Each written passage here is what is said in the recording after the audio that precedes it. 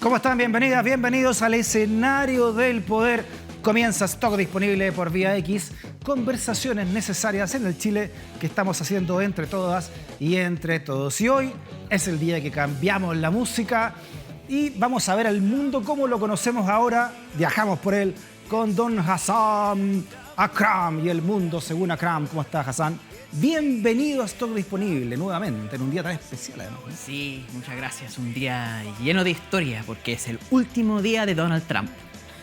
Entonces, la inauguración de un nuevo presidente, pero mucho más importante, el eclipse de esa figura que ha dominado la política mundial por 4 años que han sido entretenidos, para decirlo de forma educada. Y han surgido ya todo tipo de análisis, Hassan, de lo que viene ahora en Estados Unidos, pero también qué es lo que deja Donald Trump, cuál es la huella que deja y a partir también, por supuesto, de lo que vivimos en el Capitolio, ¿no? Sí, que lo conversamos hace 2 semanas en el último bloque que hicimos y estamos hablando del tema de la polarización en Estados Unidos, cómo el Partido Republicano se ha radicalizado. Y 2 horas después de nuestro programa ocurre lo de la toma del Capitolio y todo ese drama. Entonces sí, evidentemente tuvimos razón. Sabíamos que venía eso. Exactamente, que iba a pasar algo dramático y pasó. Analicemos lo que ha significado, ¿no?, a partir de ese día toda la política estadounidense y en qué pie queda Donald Trump como un posible, no sé, líder de una nueva campaña presidencial, por ejemplo, como muchos allá se atreven a decir. Sí, evidentemente él está hablando para el futuro, para una posible campaña 2024, por ejemplo, porque él en su discurso de despedida ayer dijo el movimiento que nosotros empezamos está recién comenzando, o sea, dando claras señales que él está interesado en seguir en política. Mientras tanto, su división con el Partido Republicano es cada vez más fuerte. O sea, la base trumpista es de gente que no es del Partido Republicano tradicional. Lo vimos en la toma del Capitolio. La gente que estuvo involucrada, hay mucho miedo, de hecho, hoy día para la inauguración, porque las personas que tomaron el Capitolio no son personas comunes y corrientes. Muchos ex policías y policías actuales, y muchos militares también. De hecho, tenemos una carta firmada por todos los comandantes en jefes actuales de todas las Fuerzas Armadas, recordando a los militares que todos tienen un juramento para mantenerse alejados de la política y para respetar la Constitución. Perfecto. El mero hecho que ellos tienen que decir eso habla de la polarización. Claro. Y lo que temen es que muchos militares se aprovechen. Ahí está la carta. Sí, ¿qué revela entonces esta carta a partir de lo que ocurrió Es un emplazamiento, pero también es como un pedido a los que están bajo el mando de esos comandantes en jefes. Por favor, que ustedes deben respetar las reglas constitucionales. Que ustedes tienen toda la libertad de expresión, que está protegido por la primera enmienda, pero al mismo tiempo no pueden participar en acciones violentas. Porque lo que temen es que vayan a Washington y hagan más demostraciones, más manifestaciones. Perfecto. Pero con todo el entrenamiento especial que tienen esas personas, no es tan fácil controlarlos. Oye, entonces en vías de lo que viene ahora, ¿no? Recordemos cuáles fueron los personajes, estos personajes que deja la toma del Capitolio y qué podría venir a partir de estos, Hassan, por ejemplo. ¿Quiénes son estos sujetos, ¿no? Y también hay mujeres también presentes en esta toma del Capitolio. A eso es Jack Angeli, que es el chamán de QAnon. Ahí lo tenemos así con los cuernos, es que parece una persona ridícula.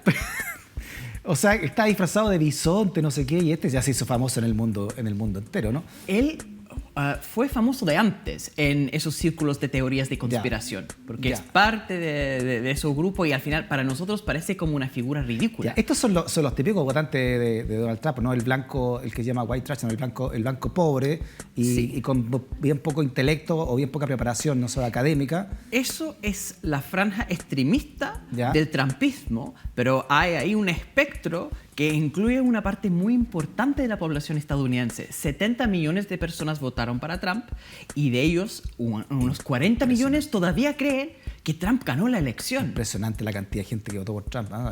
Los republicanos en general dicen que no apoyaron esas acciones violentas, pero a la hora de criticar a esas personas son muy blandos, la mayoría. Al final tienen una actitud como displicente con ellos. Claro, ahora uno va de lejos, ¿no? Y viendo todo el aparato de seguridad que tienen los estadounidenses, además por todos los atentados que ha habido, no olvidemos el del 2011, sin ir más lejos. ¿Cómo se deja entrar tanta gente al Capitolio, al Parlamento? ¿Cuánto también aquí hay de conspiración para que esto pueda ser así? Yo me puse a pensar en puntos de comparación y yo al final me acordé de las Zetas en México. Las Zetas como pandilla de narcotraficantes son ex militares, son ex policías que al final, por los bajos sueldos, empiezan a meterse con el crimen organizado. Acá tenemos ex militares, tenemos ex policías con entrenamiento precisamente en enfrentar las tácticas que ocupan las policías para proteger lugares como el Capitolio. Por eso te digo, ¿no? Después de lo que pasó el 11 de septiembre, después del 11 allá en Estados Unidos y la caída de las Torres Gemelas, todo el aparato de seguridad de Estados Unidos tuvo, ¿no? un revival, se hicieron una serie de protocolos para que no volviera a pasar. Entonces esto es realmente impensado, ¿no? Es que los mismos protocolos que tenía la policía para evitar ese tipo de ataque los ocuparon los manifestantes. Porque ellos también tenían entrenamiento en precisamente lo mismo. Yeah. Entonces tenemos exmilitares. De hecho, 5 personas murieron. La mujer, Ashley Babbitt, que también tenemos la foto de ella, yo creo.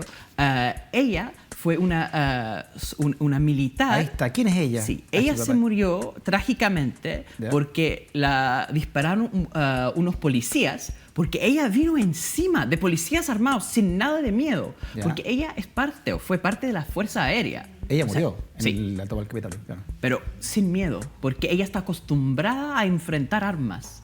Porque esos son personas que han servido en el Medio Oriente, que saben de guerra, que han tenido entrenamiento militar precisamente para enfrentar personas que están tratando de defender edificios en la forma que estaban haciendo la policía. Entonces ella es muy simbólica, es muy trágica su vida, porque es una de esas personas que creen en las teorías de conspiración. Tenemos una foto de ella, de hecho, en uniforme, donde se nota que ella es parte precisamente de todo... toda esa tradición militar bien establecida, bien formada. Ella tuvo una experiencia militar bien distinguida en ese sentido. Donald Trump habló en su discurso de despedida, ¿no? De que se formó a partir de él, ¿no? Y de lo que vivió sus 4 años de gobierno, un movimiento. Él ya habla de un movimiento, este movimiento de hacer grande nuevamente a Estados Unidos, la MAGA, por sus siglas en inglés, Make America Great Again. ¿Cuánto de ese discurso caló efectivamente en el pueblo, en este pueblo estadounidense y también en las Fuerzas Armadas? Ashley Babbitt, por ejemplo, una persona que estuvo en la Fuerza Aérea, después vuelve a Estados Unidos y abre un pequeño negocio. Es dueña de una pyme que enfrenta grandes problemas de financiamiento. Una persona que tenía problemas reales en su vida. Al final, el malestar, la rabia, el deseo de transformar Estados Unidos viene de un lugar muy real. No es que están inventando su malestar. El problema es que canalizan eso cuando están buscando explicaciones de quién me está jodiendo la vida.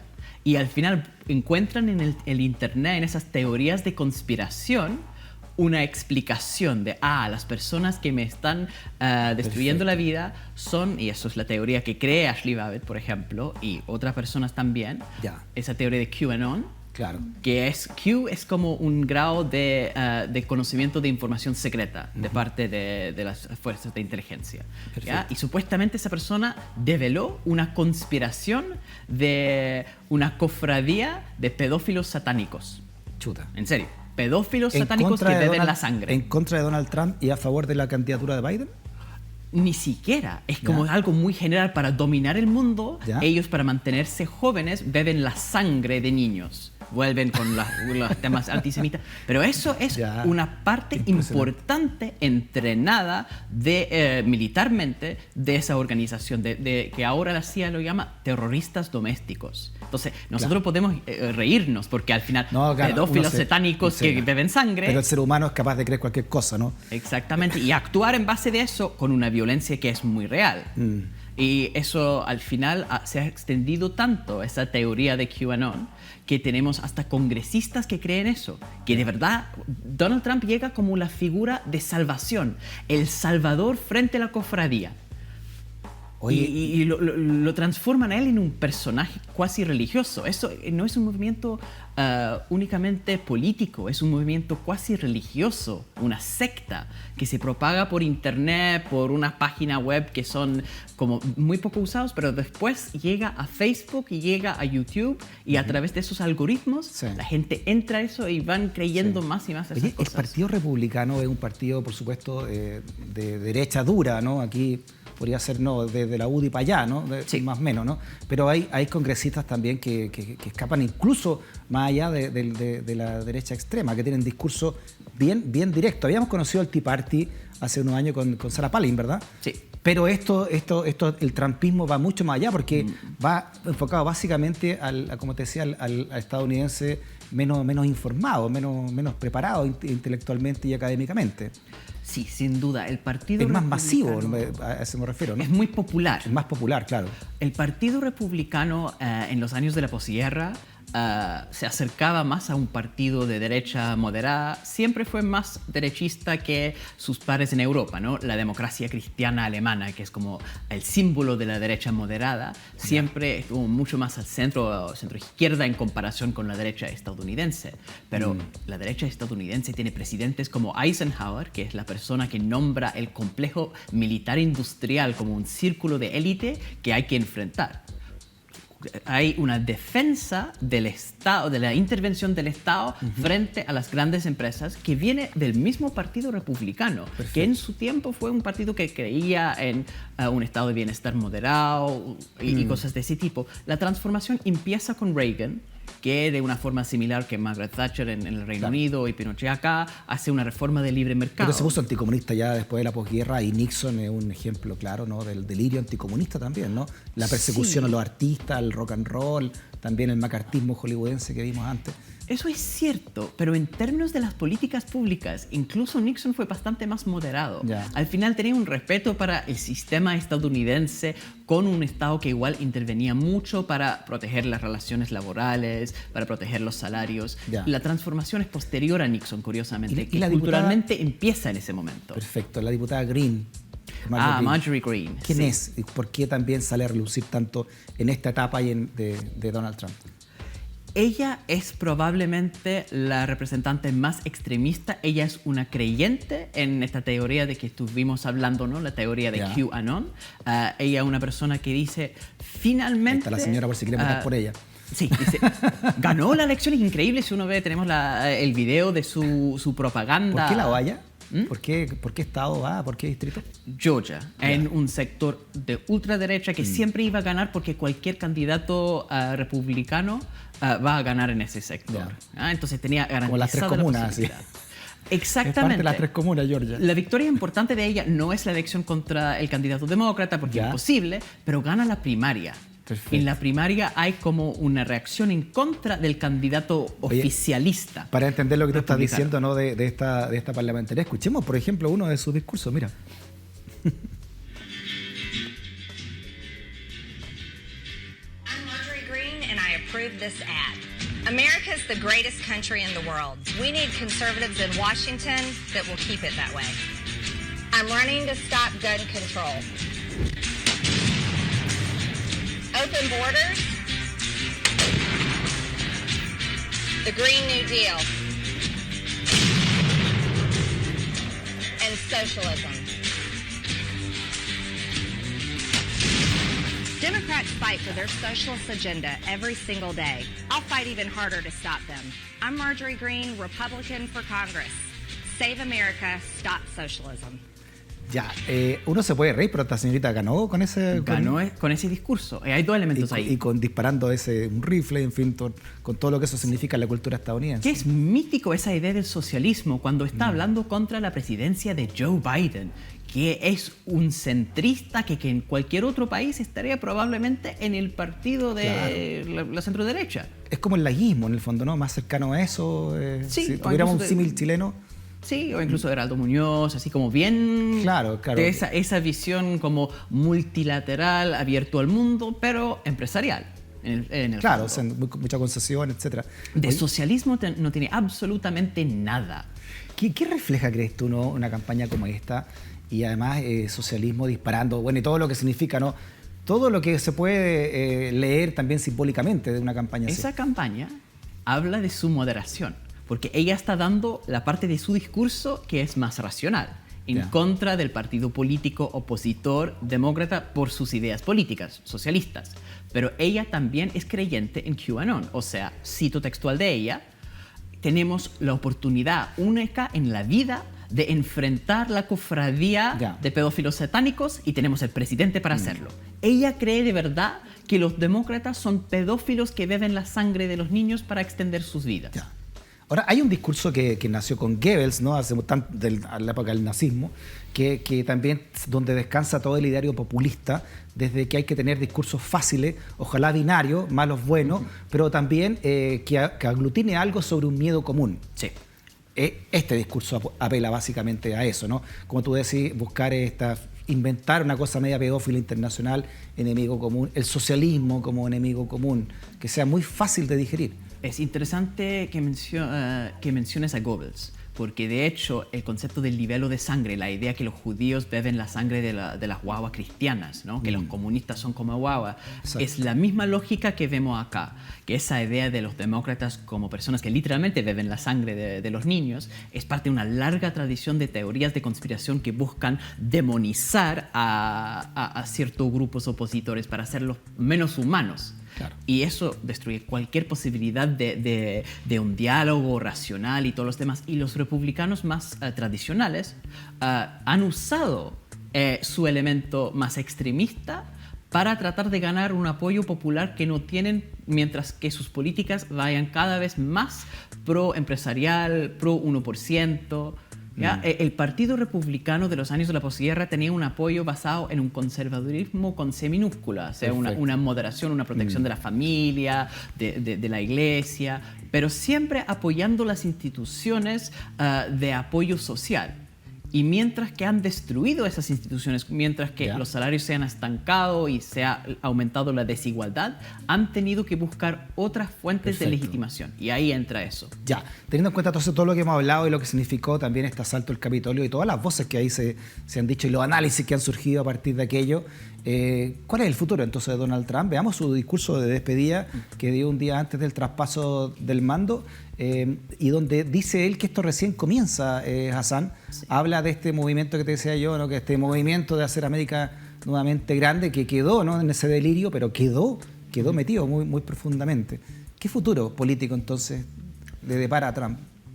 Es que tenemos encuestas que de hecho publicaron después de la toma del Capitolio, que dicen que una mayoría de los votantes republicanos siguen creyendo que Donald Trump ganó la elección, o que por lo menos Biden no lo ganó.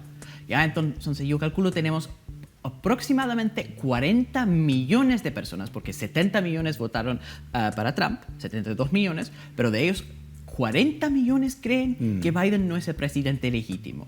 Esas personas al final son parte del trumpismo. O sea, perdón, Donald Trump se movilizó a mucha gente que no votaba entonces, ¿no? Porque no sé cuántos candidatos incluso, habrá sacado más de 70 millones de republicanos. Peor que eso, personas que incluso votaron para los demócratas antes. Ashley Babbitt, estuvimos hablando de esa mujer de la Fuerza Aérea que se murió, cierto, que cree en esa teoría de conspiración que Biden es parte de esa cofradía de pedófilos satánicos. Ella votó 2 veces para Barack Obama. ¿Ah, sí? Sí.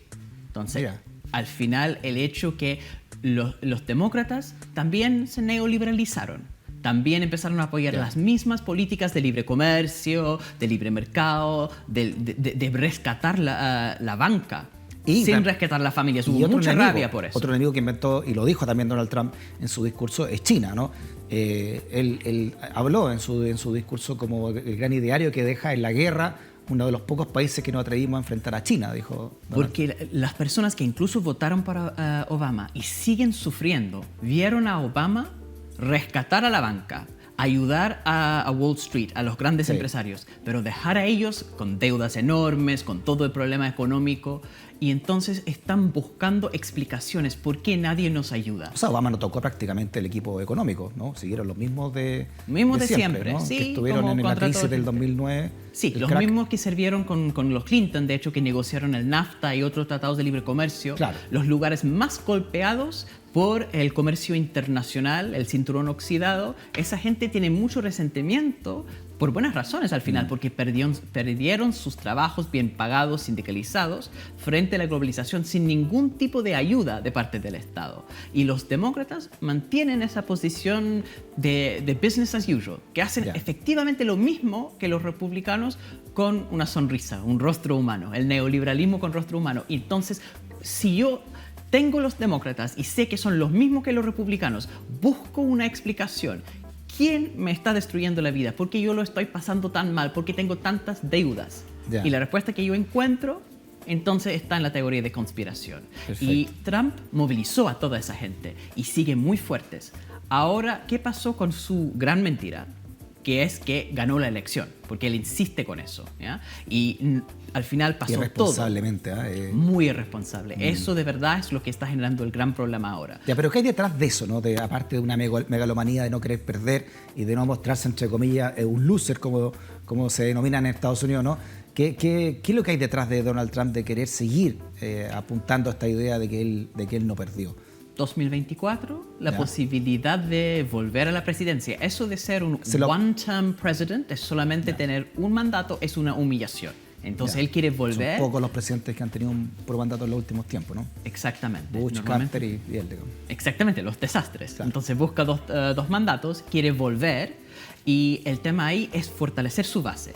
Y el discurso que le da a su base es que, mira, yo estaba ganando y misteriosamente cambió la tendencia por la trampa. Entonces. Totalmente. Y la explicación es muy simple, que primero cuentan los votos presenciales. Y, por supuesto, en el voto presencial hay más republicanos, porque los republicanos tienden a creer más a Trump cuando dice COVID no es tan importante y que no se puede confiar en el voto de correo. Claro. Entonces, en el conteo inicial, gana Trump. Luego, cuando empiezan a contar los votos por correo, empieza a ganar los demócratas. Y él declara la victoria después del primer día de conteo. Y con eso siembra entonces esa idea de conspiración que en realidad él ganó y fue entonces una elección robada. Y eso al final moviliza su base.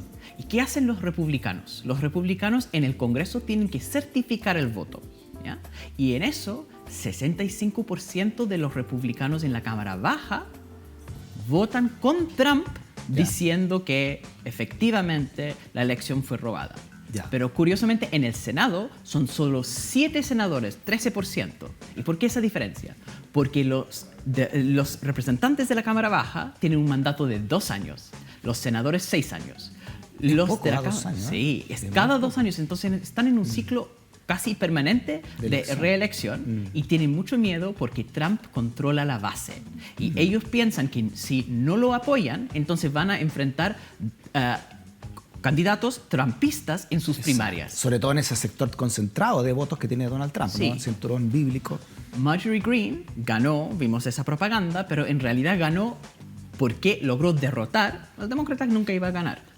Logró derrotar a un republicano centrista, moderado, empresarial, de lo más típico. Entonces ahora, eso es lo que temen. La única manera entonces que Donald Trump quedara fuera de una potencial carrera presidencial nuevamente, el impeachment, que se va a conocer, ¿cuándo? En marzo, más o menos, ¿no? Ya ha empezado. ¿Ya? Pero ¿cuándo vota el Senado? Pero ahí hay paridad, eso 50 y 50. Hay que ver con el voto dirimente de la vicepresidenta, pero eso no es lo importante porque en el caso de destitución, de impeachment, es una mayoría simple en la Cámara Baja y eso ya pasaron esa barrera. Sí. ¿Ya? Y de hecho 10 republicanos votaron a favor del impeachment. Claro. Que eso, porque intentaron una vez antes y ningún republicano apoyó. Algo ha cambiado con la toma del Capitolio.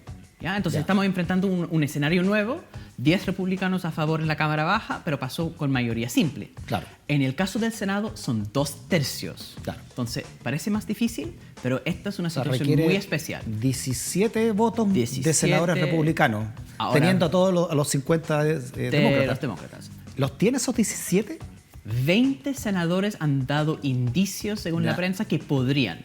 La persona más importante en eso es Mitch McConnell, que fue el líder mayoritario por tantos años, ahora es el líder del partido minoritario en el Senado, porque perdieron su mayoría, y él apoyó a Trump en todo el tiempo del mandato, con todas las malas prácticas y todos los desastres de la administración de Trump, fue leal hasta lo último. Al final, él es un fiel representante del establishment republicano, multimillonario, defensor de los grandes empresarios, y vio en Trump un títere útil para ganar legitimidad con la base popular.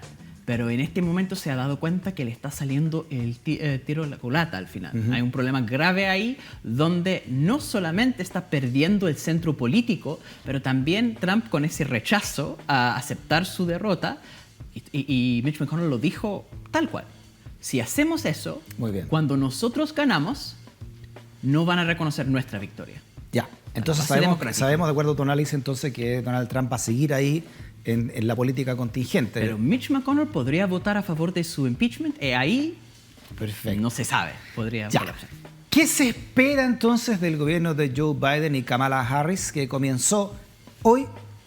¿Qué tipo de cambios podría haber también a nivel de política internacional? ¿Cómo podría influirlo nosotros, por ejemplo, los chilenos, que llegue Joe Biden versus lo que hizo Donald Trump? ¿Te parece que lo conversemos a la vuelta de una pausa? Estamos en El Mundo Según Akram con Hassam Akram. Imperdible, no te vayas de la sintonía.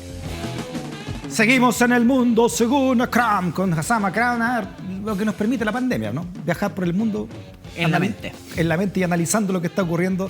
Y estamos con el traspaso al mando de Estados Unidos. ¿Qué se espera de Joe Biden? Un presidente de 78 años, más o menos. Sí, un viejito, 78 años. Entonces, cuando termine este mandato, va a tener 82 años. O sea, solamente y si puede quiere ir por un si quiere reelección 86. No. Ya declaró que después de este primer mandato va a ofrecer la oportunidad a otra persona. Ya. Y es bueno que así sea, porque al final este candidato siempre fue el candidato de consenso, de más de lo mismo. Al final, para volver a la normalidad después del desastre de 4 años de Trump. Y eso es la gran pregunta, si él puede volver a Estados Unidos a la normalidad a pesar de tener esos 40 millones de personas radicalizadas con amenazas de terrorismo doméstico por esos supremacistas blancos. Sí. Más allá de su edad, su carácter poco energético, tuvo problemas en la campaña. Incluso Obama lo ayudó harto, ¿no? Mucha gente tuvo que salir a darle más energía a su campaña. Sí, al final... Con más carisma, ¿no? Él siempre fue un operador parlamentario en el Congreso. Ya. Fue un gran senador que buscaba tender puentes con los republicanos y negociar como los detalles de las leyes. Y en eso siempre fue muy hábil. Ya. Pero está en edad bastante avanzada, que tampoco entiende los debates del momento. Pero lo que va a hacer en los primeros días y primeras semanas es deshacerse de lo peor de Donald Trump. Porque al final Trump no tenía mayoría en el Congreso, ¿cierto? Entonces, todas las cosas que él hizo fue a través de esos decretos presidenciales. Uno no necesita pasar una ley, sino que el poder del Ejecutivo permite cambiar cosas, por ejemplo, en política internacional. Entonces, vamos a rápidamente ver, por ejemplo, que Estados Unidos vuelve al Acuerdo de París, al Acuerdo por el Cambio Climático. Perfecto. Va a tratar de resucitar el acuerdo que negoció Obama con Irán para controlar el desarrollo de su programa nuclear, que Irán quería siempre porque estaba recibiendo entonces mucho dinero a través del comercio internacional. Fin de las sanciones. La política de migración tan polémica de Trump. También, porque eso se hizo, por ejemplo, la prohibición de la entrada de personas de ciertos países musulmanes. Eso va a desaparecer. También va a tratar de unificar las familias, ¿cierto? Que entraron los padres con los hijos y separaron las familias. Están haciendo un esfuerzo para unificar esas familias. Va a generar unos decretos que permiten que las personas que están en Estados Unidos pero indocumentados tienen un camino para regularizar su estatus migratorio. ¿Qué pasó con el acercamiento con Cuba, por ejemplo, que había comenzado Obama y que lo echó por tierra Donald Trump? Es una buena pregunta. Yo no creo que Biden haga mucho para cambiar la situación porque el costo de eso, el electoral, fue muy fuerte. Al final, ahora uno puede hablar de Florida, que siempre es un estado que inclina, dependiendo de... Exactamente, un estado bisagra, está volviendo cada vez más republicano. Tenemos la comunidad en Miami, ¿cierto?, de cubanos, algunos nacidos en Estados Unidos, que están muy enfocados en la política de la isla y por ende tienden a votar para la extrema derecha. Son muy derechistas esos cubanos, anticastristas también. Lo que ocurre es que sus nietos, por ejemplo, tienden a votar como los mexicanos. Y los mexicanos en Estados Unidos votan en su mayoría para los demócratas, porque sufren de racismo, sufren de trabajo precario, y entonces naturalmente votan para el partido de centro-izquierda. Los cubanos de las primeras 2 generaciones tienden a pensar en la política de la isla. Perfecto. Y que ellos fueron dueños de plantaciones, dueños de esclavos, entonces tienen esa tendencia política derechista, pero sus nietos son más vinculados con la experiencia migrante. Estos 4 años van a ser obviamente el gobierno de Biden, pero también van a ser la gran oportunidad de mostrarse entonces de Kamala Harris como la sucesora 4 años más entonces de Joe Biden, ¿no? El gran problema ¿Quién es más de izquierda ahí dentro de los parámetros convencionales? No, son muy similares. Kamala Harris también es una moderada, de centrista. Hicimos un programa sobre ella, ¿cierto? Sí, claro, tú decías que no era tan vanguardista como se cree. Para nada, no. La comparación que hicimos fue con la Alexandria Ocasio-Cortez, que es parte de ese grupo The Squad, ¿no? Sí. Que al final la escuadra es como un grupo de verdad de personas que son socialistas, que son progresistas, que están tratando de cambiar Estados Unidos y subir los derechos laborales, aumentar los salarios a través de impuestos para redistribuir la riqueza. Y Kamala Harris no representa nada de eso. Pero, y eso es lo importante, ella va a jugar un papel fundamental como presidenta del Senado, ¿ya? Porque ahora hay un empate en el Senado. Porque el vicepresidente de la República de Estados Unidos preside el Senado. Exactamente, tiene el voto dirimente en caso de una situación de empate, y ellos están en permanente empate ahora. Entonces vamos a ver la capacidad de la administración de Biden de negociar con el Partido Republicano y pasar, primera prueba, es un programa de estímulos, reactivación económico. Perfecto. ¿Ya? Y eso lo vamos a ver si pueden pasar en un Congreso que igual tiene muchos republicanos y un ambiente bien enrarecido. El mundo según Akram, notable Hassana. O sea, todo está por venir, entonces queda completamente abierta, ¿eh? Y Chile también metido entre medio. Vamos a ver si seguimos hay siendo la banderita del medio, como decía Piñera, ¿no? Sí, siempre van a tratar. Muy bien. Gracias, Hassan. Que estés muy bien, ¿eh? Como siempre.